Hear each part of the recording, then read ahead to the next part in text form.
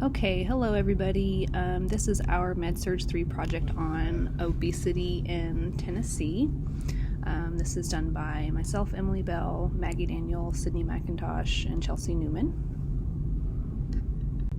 So being overweight in obesity is defined as abnormal or excessive fat accumulation that presents a risk to your health. And when you break this down, so a body mass index or BMI over 25 is considered overweight and over 30 is considered obese. The issue has grown to epidemic proportions with over 4 million people dying each year as a result of being overweight or obese, according to the global burden of disease. And what that's talking about is just basically as a comorbidity, obesity and the higher BMI is in and of itself not the thing that is what will kill somebody. It's more so the comorbidities that go along with obesity, such as diabetes mellitus, coronary artery disease, things like that. Body mass index is a measure of body fat based on height and weight that applies to adult men and women. So we're not talking about children here. This is calculated by mass, usually in kilograms, divided by your height squared. So in other words, somebody who's taller has more room to distribute weight, whereas someone who's shorter doesn't have as much height to distribute weight. So weight accumulates differently, I guess. But yeah, underweight is when you are less than a BMI less than 18. Normal is considered 18.5 to 24.9. Overweight 25 to 29.9. And then obese is anything over 30. So when it comes to preventing obesity in adults, there are certain guidelines that you can take to achieve that. First, when it comes to nutrition, you're going to want to measure correct food portions. And this can vary depending on what amount of calories you need. For example, for pregnant women, they need more calories than non-pregnant people. So taking into those considerations. But typically, a daily diet should consist of about 1.5 to 2.5 cups of fruit, 2.5 to 3.5 cups of vegetables, 6 to 10 ounces of grain. Half of that should be from whole grains, 3 cups of non-fat or low-fat dairy foods, and then 5 to 7 ounces of protein, and that can be meat, beans, or seafood. And then moderating how much oil is in your diet, oil from plants, fish, nuts, things like that.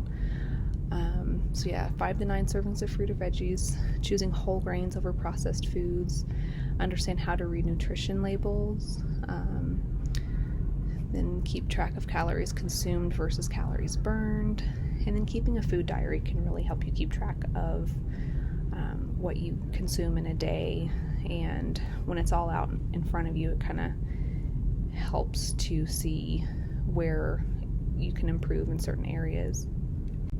And so for preventing obesity in children and teenagers, when it comes to nutrition, they're going to kind of follow in your footsteps. And so having the whole family change eating habits, instead of just encouraging them to eat healthy and then they watch you, eat a whole pizza by yourself, it's not going to encourage them to establish healthy eating habits. Prepare 5 servings of fruit and vegetables each day so that whenever it's prepared, it's just easier for them to consume. Don't involve food in rewards or punishment. We know from especially like our mental health courses that this can often not only lead to bad nutrition, but typically children who were rewarded with food or punished with food, there is a higher incidence of eating disorders later on in life, and negative associations with food. Keep unhealthy snacks out of the household. Have them drink water rather than sodas and sugary drinks, and those are little things that really add up. Preventing obesity in adults with exercise. The average adult should have 60 to 90 minutes of moderate intensity exercise 3 to 4 days a week. This can be riding a bike, hiking, water aerobics, mowing the lawn, little things to add in your workouts. Make small changes throughout the day, such as taking the stairs or parking further away than you normally would. Those things really do add up. And then when it comes to preventing obesity in children and teenagers, with exercise, children should have around 60 minutes of moderate intensity physical activity per day. An easy way to do this is to enroll them in sports and different clubs that offer ways for them to move their bodies and to be active. Reducing screen time is a big thing, especially in today's world. It's harder to do than, harder said than done, but less than 1 to 2 hours a day will really not just help their, physical activity increase, but also to just help with socializing and making them not little zombies. And then remember that you are the role model for them. So same with, what you eat. When they watch you exercise and see that you, take time out of your day to go on a walk with the dog, or, mommy's going to go to the gym first before we take you to school, then that kind of sets in stone what expectations and how they can build exercise into their day instead of putting it off. So there are a lot of statistics out there about obesity, especially among Tennesseans. So 35.9% of adult Tennesseans are overweight. 31.2% of adult Tennesseans have obesity. And of course, these numbers are always changing, but these are the most up-to-date ones we could find. 38.5% of Tennessee students are overweight or obese. Tennessee is one of only 3 states where preschool-aged obesity is increasing rather than decreasing. Teenage obesity has risen more than 30% from 2001 to 2015, according to the 2017 BCBS Health Index report. And growing rates of obesity among adults 18 to 24 suggest that this growth will continue for adults 18 to 34 going forward. And an interesting thing to add in here is that, obviously we're going through a pandemic right now where a lot of people are working from home and being more sedentary. So I'm sure these numbers will increase because, as you'll see on future slides, what we talk about as far as risk factors, sedentary lifestyle is definitely among those risk factors for being overweight and obese. So as I mentioned, risk factors to causing weight gain, being overweight and obese. So we break these down into 2 categories with modifiable, like I said, a sedentary lifestyle, just not being active enough, not getting your heart rate up, over a certain amount for an extended period of time each day. Your environment, just whether that's,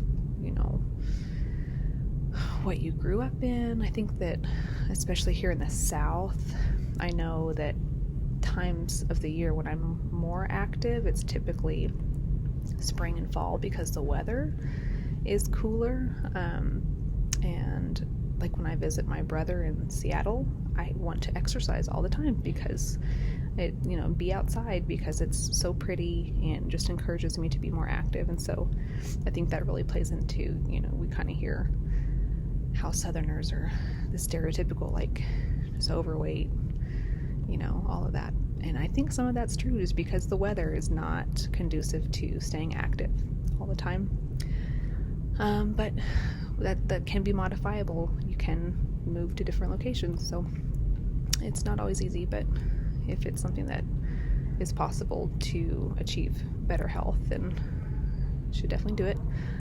Stress, poor sleep. There's lots of studies that show how, not enough sleep contributes to your body holding on to, fat longer and in different ways. Food insecurities.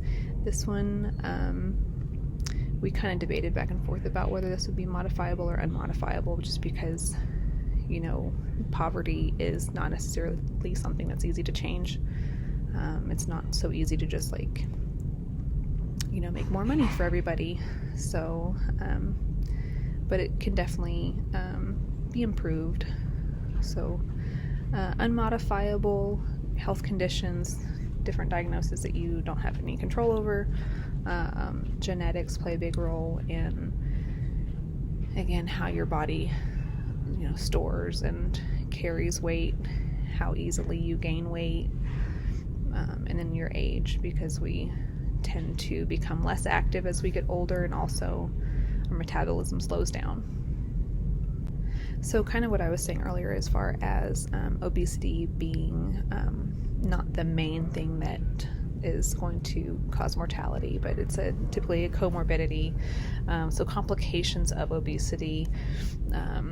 So people who are obese are at an increased risk for certain health conditions and diseases like high cholesterol and hypertension, coronary heart disease, stroke, sleep apnea, or any other respiratory breathing problems, osteoarthritis, type 2 diabetes, mental illnesses, and then cancers definitely linked to obesity and the storage of extra fat in your body. So we've seen this for a long time, that we're starting to get more information about all these things, but hypertension leading to stroke, all of these things that we need to work on is preventing obesity, because there are risks involved, and yes, you can come back from some of this stuff, but some of it you can't.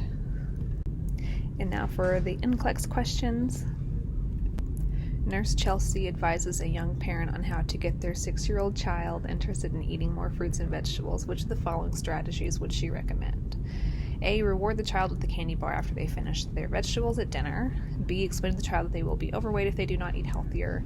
C. Wait for the child to be interested in eating vegetables and fruits on their own. D. Become a role model for the child by eating fruits and vegetables with meals.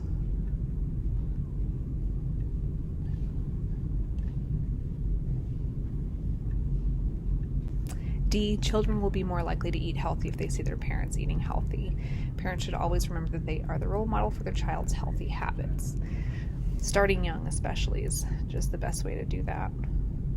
The nurse has completed initial instruction with the patient regarding a weight loss program. The nurse determines that the teaching has been effective when the patient makes which statement? A. I plan to lose 4 pounds a week until I have lost the 60-pound goal. B. I will keep a diary of weekly weights to illustrate my weight loss. C. I will restrict my carbohydrate intake to less than 30 grams per day to maximize weight loss. D. I should not exercise more than my program requires, since increased activity increases the appetite. B. The patient should monitor and record weight once per week. This prevents frustration at the normal variations in daily weights and may help the patient to maintain motivation to stay on the prescribed diet. Weight loss should occur at a rate of 1 to 2 pounds per week. The diet should be well balanced rather than lacking in specific components that may cause an initial weight loss but is not usually sustainable. Exercise is a necessary component of any successful weight loss program. Nurse Sydney is coaching a community group for individuals who are overweight. Which participant behavior is an example of the best exercise plan for weight loss? A. Walking for 40 minutes 6 or 7 days a week. B. Lifting weights with friends 3 times a week. C. Playing soccer for an hour on the weekend. D. Running for 10 to 15 minutes 3 times a week. A. Exercise should be done daily for 30 minutes to an hour. Exercising in highly aerobic activities for short bursts or only once a week is not helpful and may be dangerous in an individual who's not been exercising. Running may be appropriate, but a patient should start with an exercise that is less stressful and can be done for a longer period. Weightlifting is not as helpful as anaerobic exercise for weight loss.